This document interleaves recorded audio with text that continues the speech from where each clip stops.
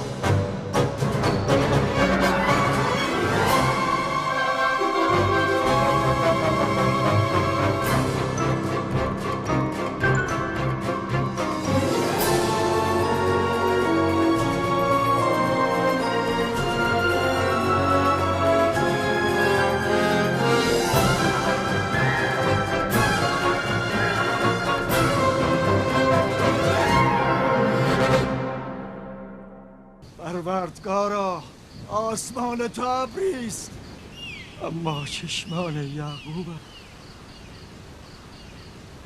راحیل 11 سال است که منتظر این فرزند می باشد. 11 سال است نیش و کنایه زنان فدان را می شنوم و تحمل می کنم. چقدر به او نازا گفتم، چقدر او را عقیم و بی ثمر خواندند.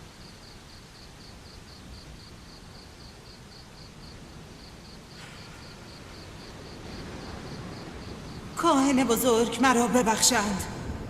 امشب برای یعقوب و خاندانش خوابها دیدم. مرا تنها بگذارید.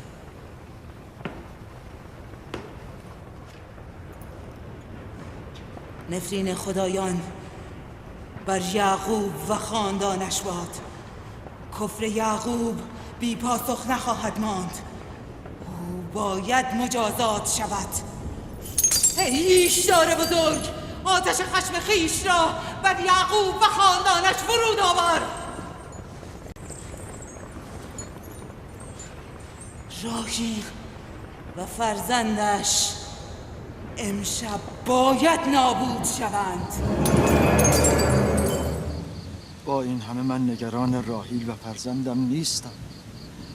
بیمان دارم که مرگ آنها موجب شادی ارباب معابد و بت پرستان شود.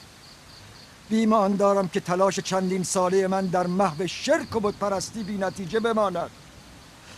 کاری کن همسر و فرزندم را نجات بده. نجات آنها موجب بیداری مردم فدان می شود. نجات آنها شکست معبد ایشتار و پیروزی یکتاپرستی بر شرک و بت پرستی است. خدای مهربان یاریم کن، یاریم کن، یاریم کن.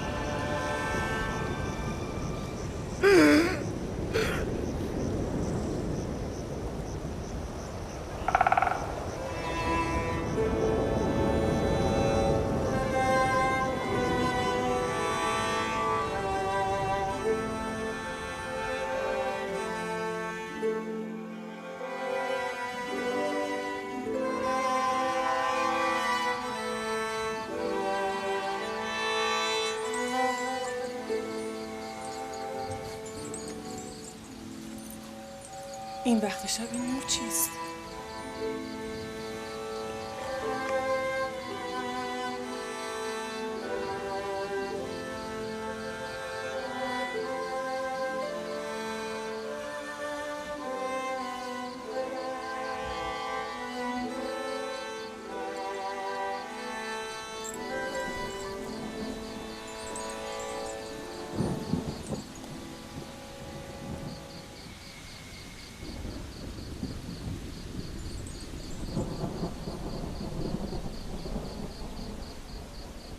راحیل به هوش آمد.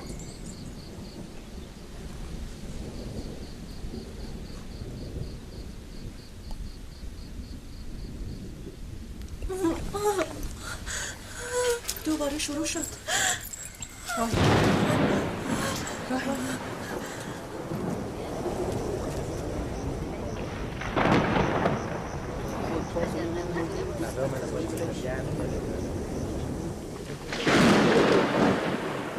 یعنی میخواهد باران ببارد؟ گمان میکنم آسمان میخواهد به حال راحیل بگرید. این نشان خشم خدایان است. تندر خشم خدایان فرود خواهد آمد. یعقوب و خاندانش مجازات خواهند شد. ای ایشتار بزرگ، از حریم خدایان دفاع کن. آتش خشمت را بر خاندان یعقوب فرود آور.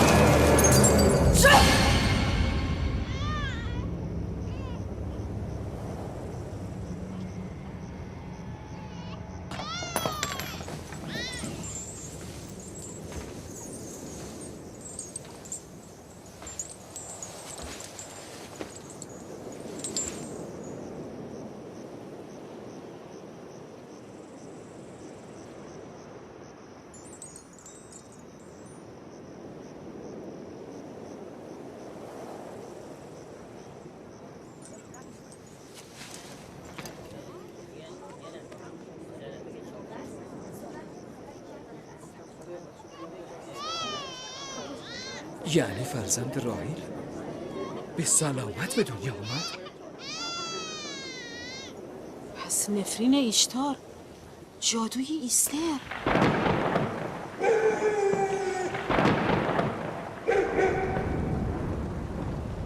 بگذار مردم فدان قدرت عظیم تو و جادوی ایستر را ببینند.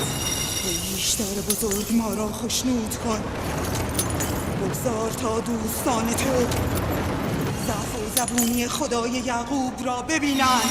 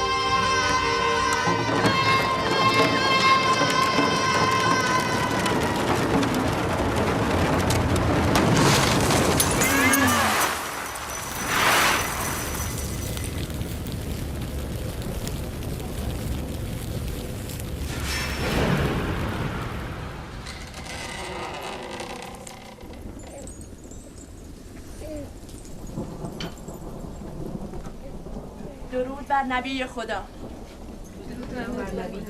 درود خداوند بر همه شما بود. قدم نورسید مبارک. مبارک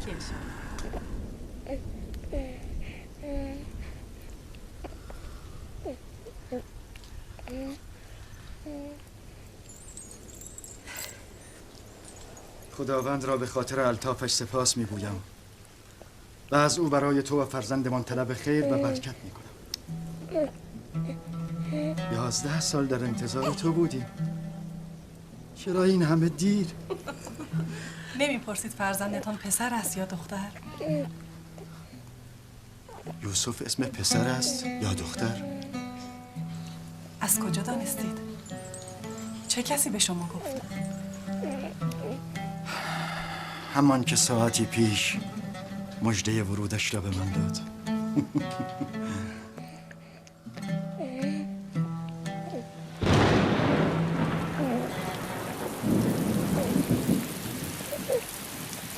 این باران هم از برکت قدوم توست فرزندم. خوش آمدی.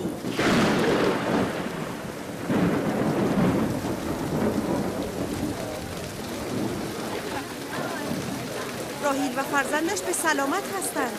آره با الان چه کار؟ باران را بنگر که قحطی را از فدان میزداید. چرا متوجه نیستی؟ باران همزمان با تولد فرزند راهیل و یعقوب باریدن گرفت.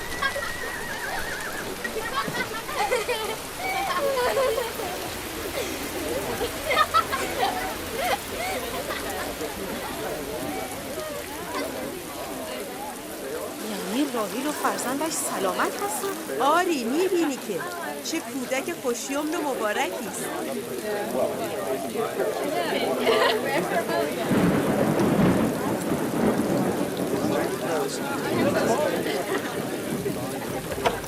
مردم چرا ایستاده اید؟ گوسفند و شتر قربانی کنید. فدان را آذین ببندید. از خدای یعقوب باید سپاسگزاری کرد. امروز روز حیات مجدد دختر من و پایان قحطی فدان است.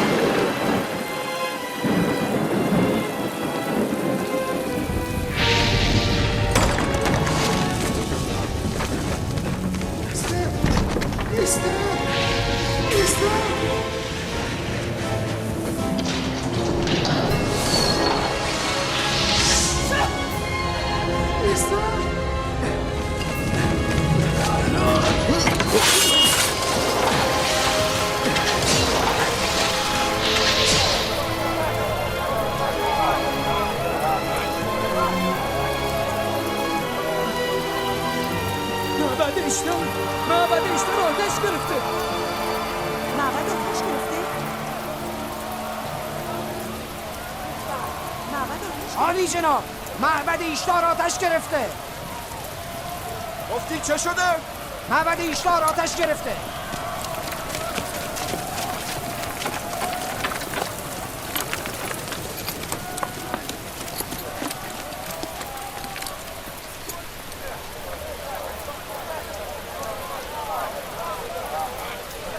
چه اتفاقی افتاده است؟ با من بیایید.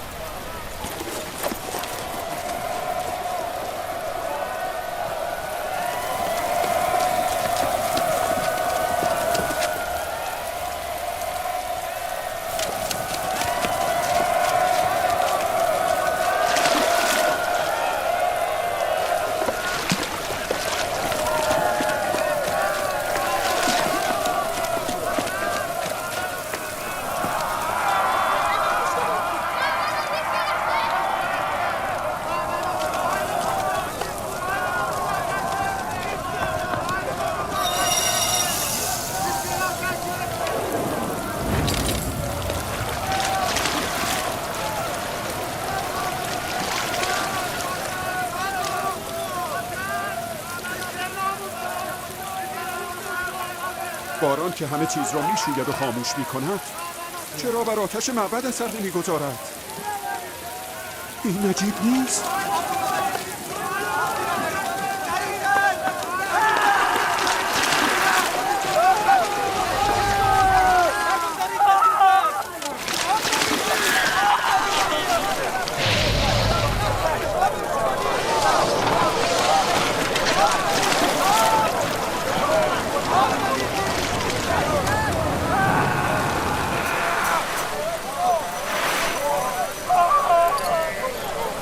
ساحره ایسته؟ اون در میان شعله های آتش بود، نتوانستیم نجاتش دهیم. ساحره سوخت. ساحره ایستر سوخت. یعنی ایستر هم باید بسوزد؟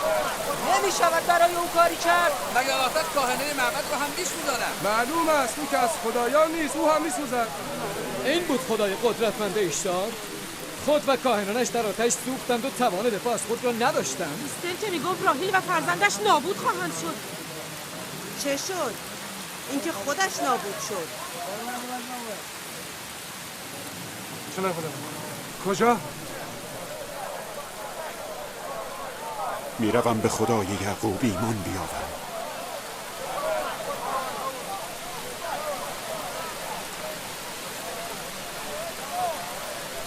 شما که میگفتید یعقوب عامل بدبختی و نابودی مردم فدان شده است، ولی به عکس فرزند یعقوب مایه نزول باران و خیر و برکت برای ما شده است.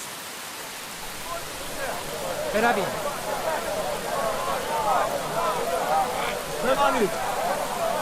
کجا میروید؟ بمانید، از آیین نیاکان خود دفاع کنید. بمانید. کجا میروید؟ معبد در حال سوختن است. بیشتر نابود میشود.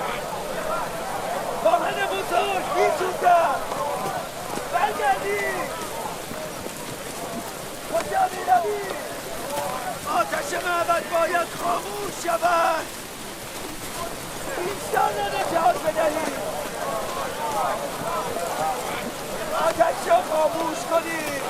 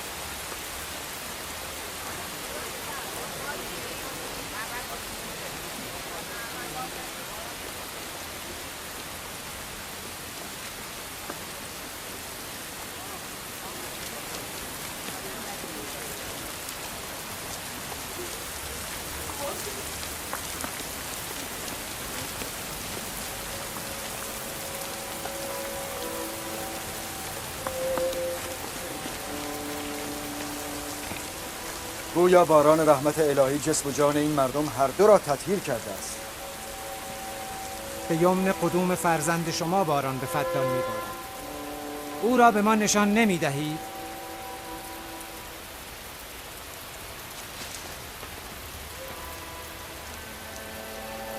من ناگزیرم که به نبوت شما اقرار کنم، چرا که به عیان دیدم با آمدن فرزند تو هم معبد بت پرستان نابود شد، هم قحطی فدان.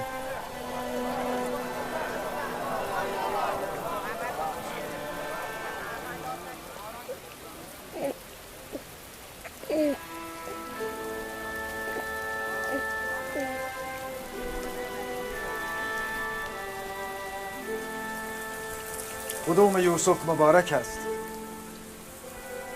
اما آن که معبد ایشتار را نابود کرده و باران بر فدان نازل نموده خدای من است، خداوند یکتا. نمیخواهید او را ببینید؟ من و همسرم خدای تو را دیده بودیم. امشب مردم فدان نیز دیدند، هم قدرت بی انتهای خدای تو را، هم ذلت و زبونی خدایان خیش را. اینک آمده اند که به خداوند یکتا ایمان آورند. ای نبی خدا، ای نبی خدا، قلوب اینان را با نور ایمان منور گردان. آیا همه شما بر کلام فارس هستید؟ با من بگویید.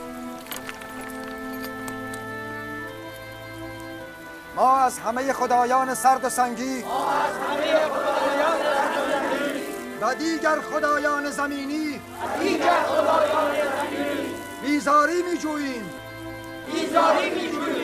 و به خداوند یکتا ایمان می آوریم، خداوند آسمان ها و زمین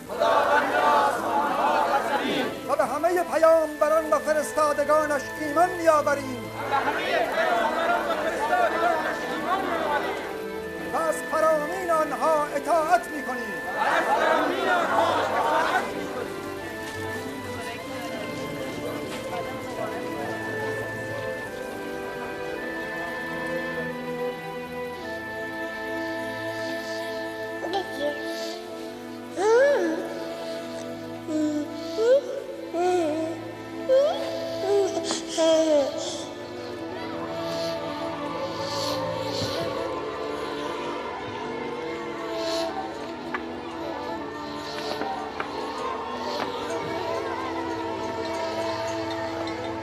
پنج سال از نزول خشم خداوند بر زیگورات ایشتار می‌گذرد و 5 سال است که درهای نعمت خداوند بر روی مردم فدان آرام گشوده شده. راحیل همسر محبوب یعقوب نبی و مادر یوسف در انتظار فرزندی دیگر به سر میبرد. یوسف. بله مادر. امروز با پدر به صحرا میرویم. باشد مادر، من خوشحالم. برویم.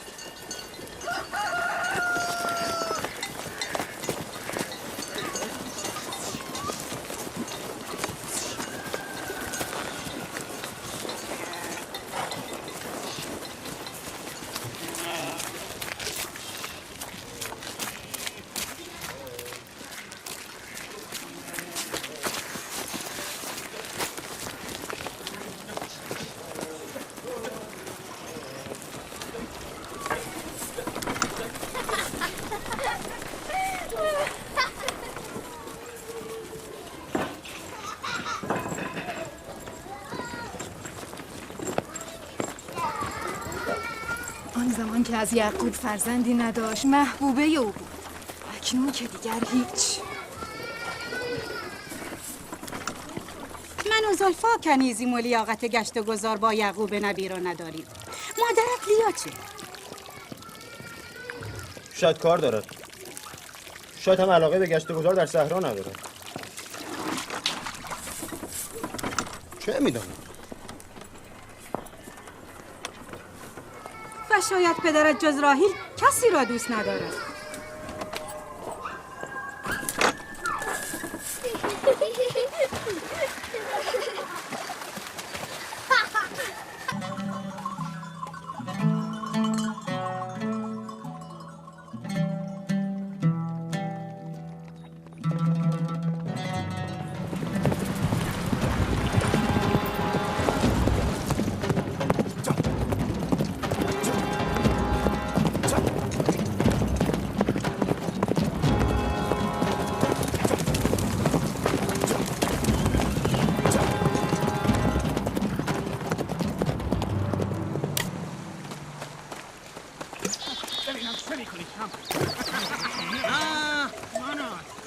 کس در این میدان پیروز شود؟ قصد دارم به زودی به زادگاه هم کنعان بازگردم.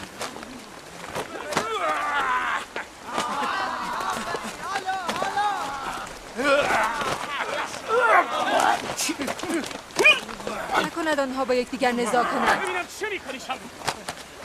نگران نباش، آنها زور آزمایی میکنند. معتقدن هر کس قوی تر از دیگران باشد جانشین من است. بزنش سریع. هر کس در این میدان پیروز شود او جانشین من.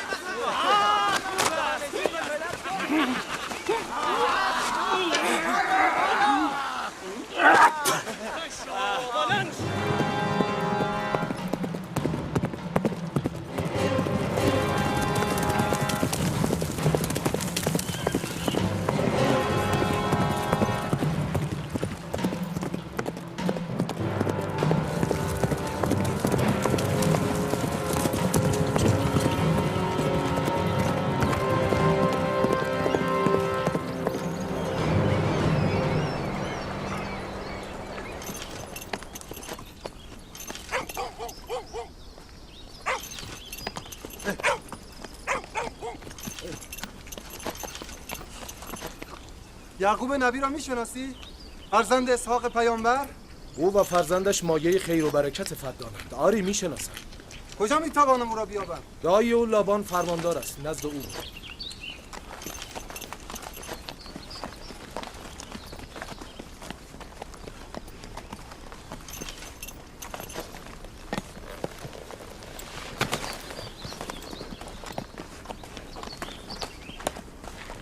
چه میخواهی؟ پیکی از کنعان هستم. با جناب فرماندار کار دارم. دنبال من.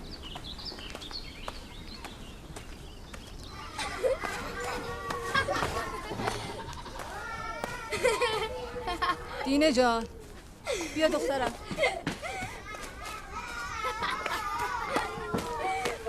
با یوسف بازی کن تا مادرت رو یاری کنه. باشد؟ باشه.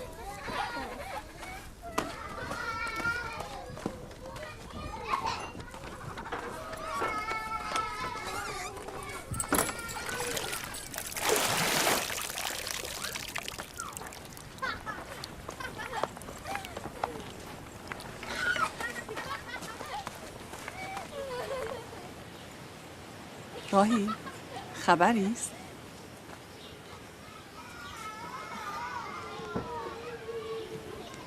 مبارک است. نبی خدا هم خبر دارد؟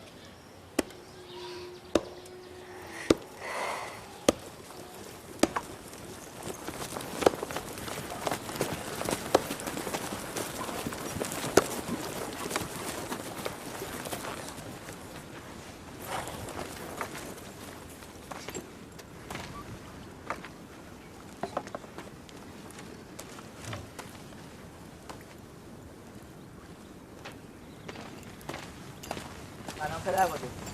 سلام پدر بزرگ. سلام پدر بزرگ. سلام پدر، خوش آمدی. سلام. چه شده یادی از ما کردی؟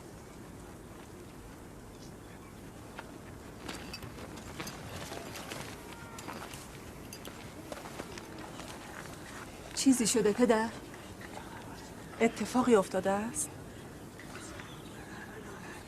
آن مرد که میبینید از کنعان آمده و خبرهای خوبی برای ما ندارد. یعقوب کجاست؟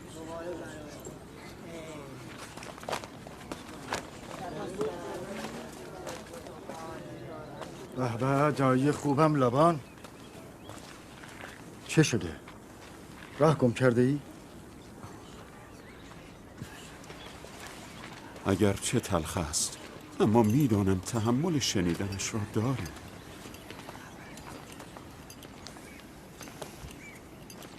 چرا حرف نمیزنی؟ پدرت اسحاق نبی دار فانی را ودا گفته.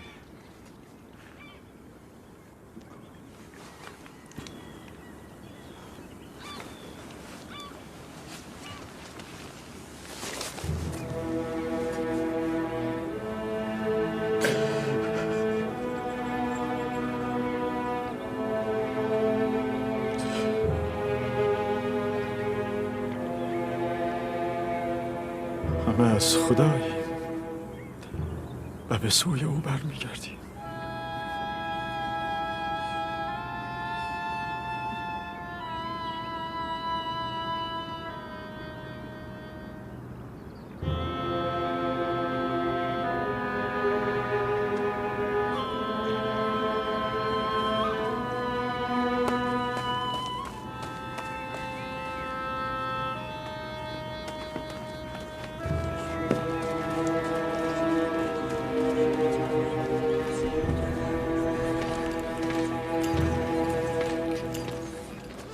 تصمیم شما چیست پیامبر خدا؟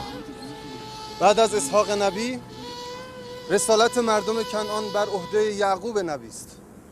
خواهرتان فائقه گفتند این رسالت را به شما ابلاغ کنم.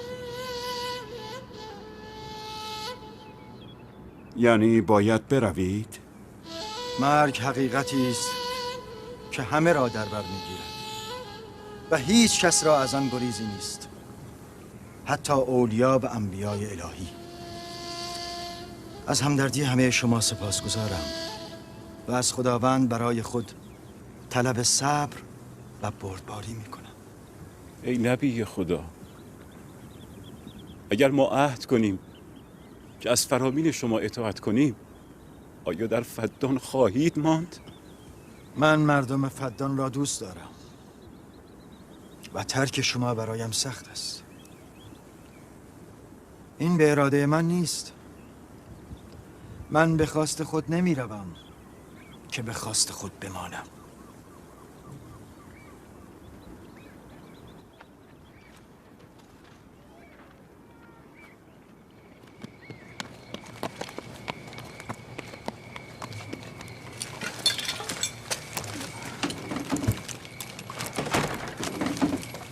به خواست خدا ما فردا به سوی کنعان حرکت میکنیم.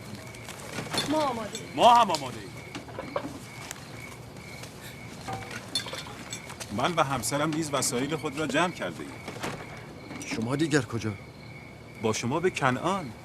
ما تا عمر داریم از نبی خدا دست بر نمیداریم. شما نمیتوانید با ما بیایید.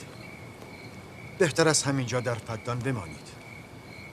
خانه و کاشانه من جای خوبی برای زندگی شماست. ولی من زندگیم را مدیون شما هستم. ما عهد کردیم تا عمر داریم خدمتکار شما باشیم. همسر و بستگانت به تو نیاز دارند. اینجا وطن شماست و شما هیچ دینی نسبت به من ندارید. بهتر از همینجا بمانید.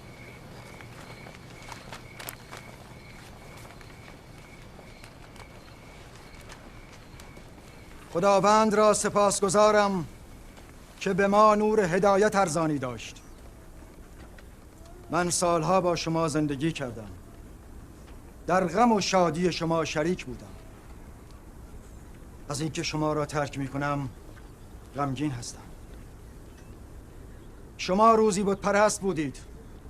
خداوند یکتا نور ایمان بر قلب‌های شما جاری ساخت و شما بت‌های خود را دور انداختید و خدای یکتا را برگزیدید. قدر ایمان و دعوت الهی را بدانید. مبادا تاریکی کفر و جهل را جایگزین نور الهی کنید. یعقوب باشد یا نباشد، خداوند یکتا ناظر بر اعمال و افکار شماست.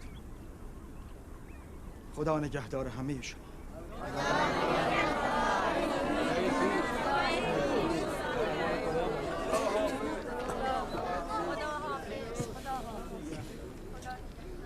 تو در این سالهای طولانی شبانی برای من مزدی دریافت نکردی. از خود نه ثروتی داری و نه گله گوسفندی. من نیمی از گوسفندانم را به تو و دخترانم هدیه می کنم. امیدوارم امورات شما با این گله اداره شود.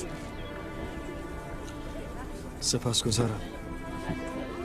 خداوند به شما خیر و برکت فراوان دهد. سپاسگزارم پدر. خداوند به شما خیر دهد. این حق یعقوب است. من باید پس از سالها زحمت از او قدردانی کنم.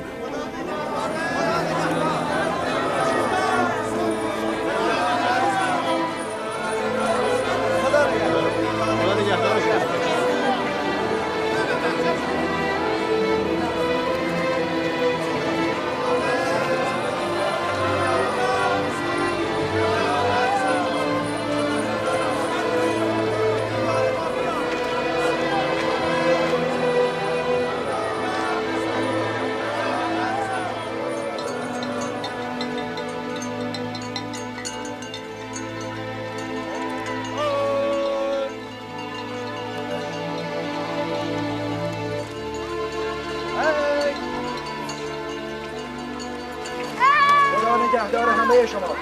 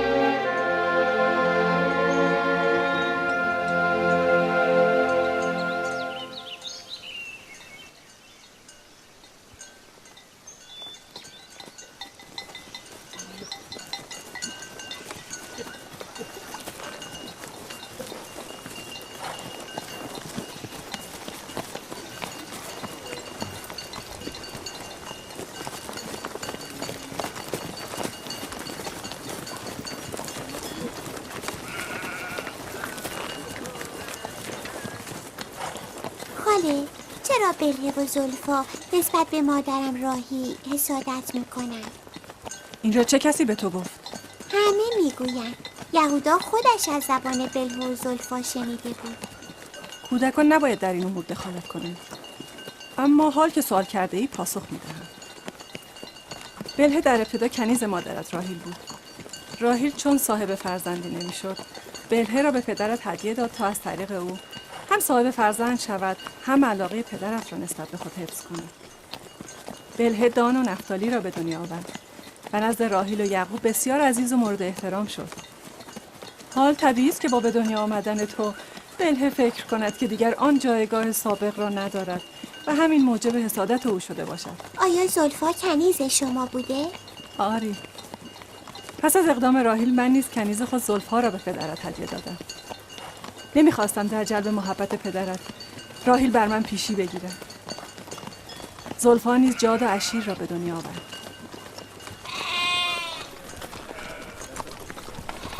راوی شمو چه میکنی؟ جل پراکنده شد، آنها را بازگردانید.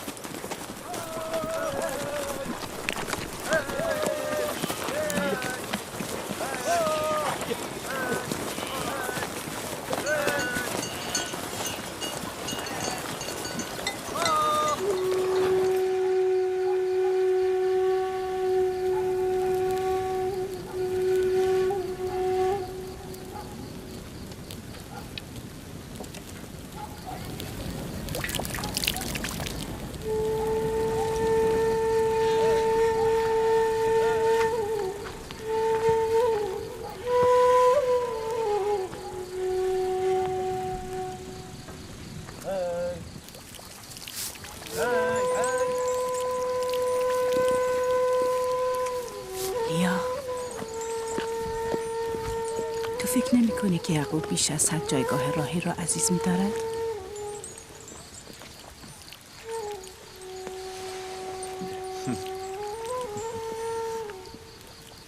من نیازی به حسادت با خواهرم ندارم. نه تعداد فرزندان او بیش از من است و نه محبت یعقوب به او افزون‌تر از من. پس حسادت برای چی؟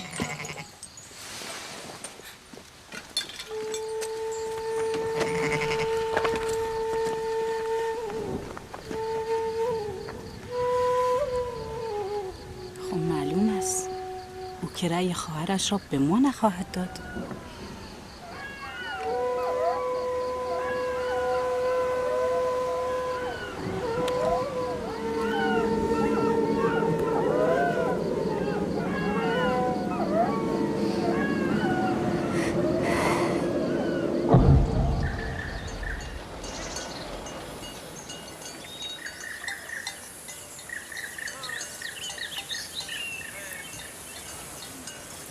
راه طولانی نشد؟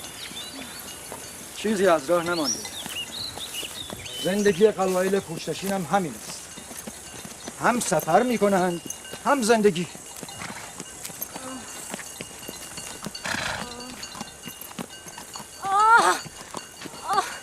لیا تا کنان چقدر راه است؟ تقریبا 3 فرسنگ. میتوانی تحمل کنی؟ نمیتوانم. لیا یهودا لاوی، شامون، چادر رو برپا کنید، همینجا اتراق میکنیم. در کرمان قابلی یافت میشود؟ آری میشود. جیرا زود به کنعان برو و خواهرم فائقه با یک قابله به اینجا بیاد. عجله کن. برو زود باز میگرده.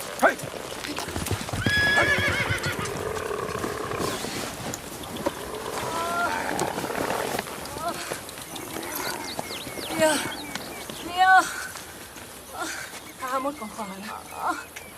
راهی کمک کن. آرام مواظب بود.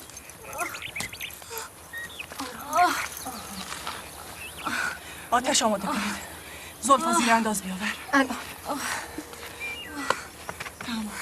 چه شده مادر؟ حالتان خوب نیست؟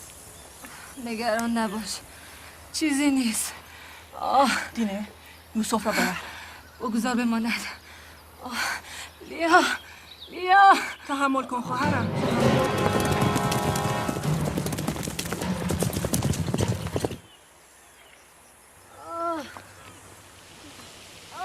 مادر رهایم کن.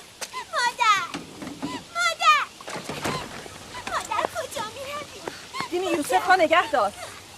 بیا یوسف. بیا پسر جان بیا.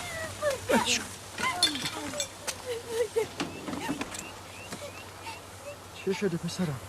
یوسف تو نباید بروی. پدر من برای مادر میترسم. چرا پسر جان؟ اتفاقی نیفتاده؟ نگران نباش.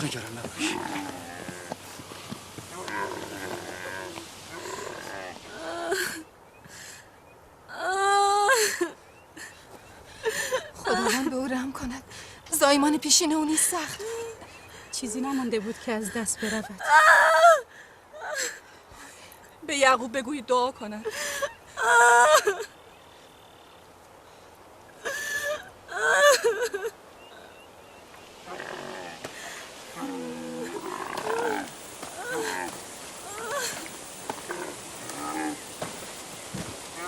چه شد؟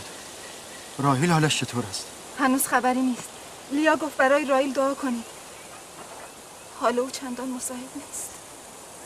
اگر بتواند قدری تحمل کند قابل از راه میرسد. بروید مراقبش باشید. پدر آیا مادر میخواهد از پیش ما برود؟ چه کسی این را به تو گفته؟ او میخواهد برای تو برادر بیاورد. اما من میترسم. نترس پسرم، نگران نباش. دینه برو با برادرت بازی کن.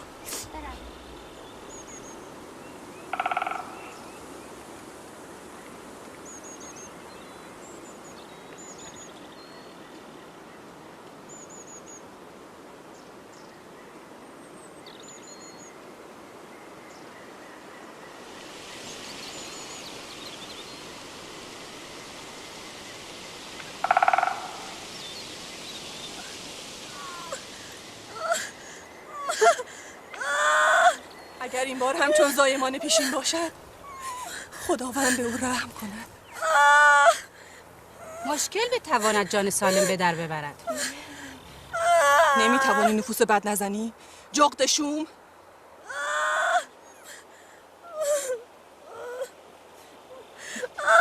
کمی تحمل کنید. به دنبال قابله رفتم. تو کنعان راهی نیست.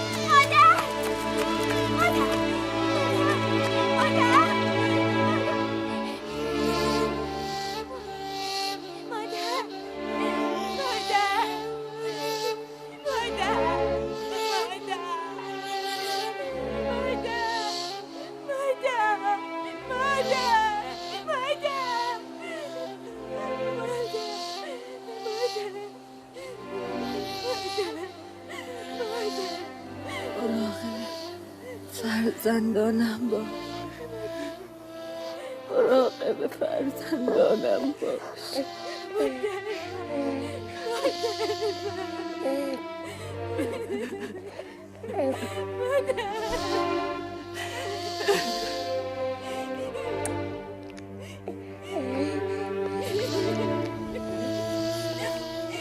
مراقب فرزندانم باش. نگذار غم بی مادری را احساس کنند. نگذار.